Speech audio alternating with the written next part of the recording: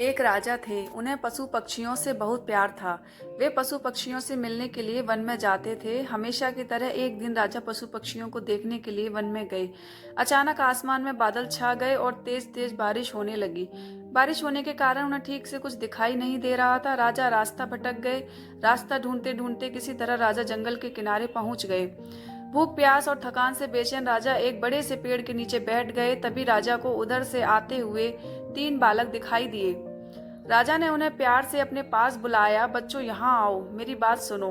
तीनों बालक हंसते खेलते राजा के पास आ गए। तब राजा बोले, मुझे बहुत भूख और प्यास लगी है। क्या मुझे भोजन और पानी मिल सकता है? बालक बोले, पास में ही हमारा घर है।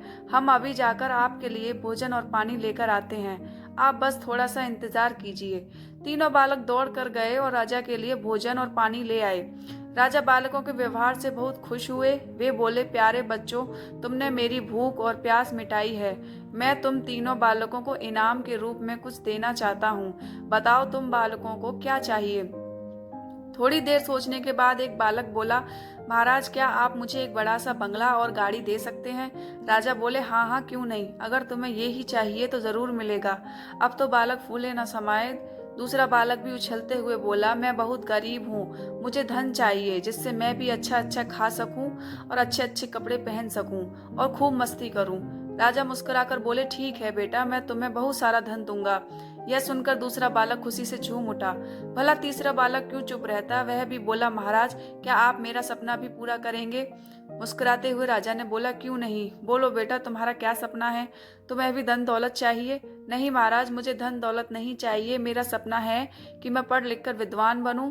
क्या आप मेरे लिए कुछ कर सकते हैं? तीसरे बालक की बात सुनकर राजा बहुत खुश हुए। राजा ने उसके पढ़ने लिखने की उचित व्यवस्था करवा दी।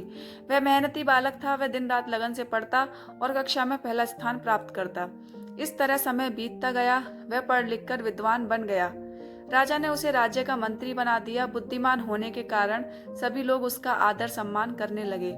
उधर जिस बालक ने राजा से बंगला और गाड़ी मांगी थी, अचानक बाढ़ आने से उसका सब कुछ पानी में बह गया। दूसरा बालक भी धन मिलने के बाद कोई काम नहीं करता था।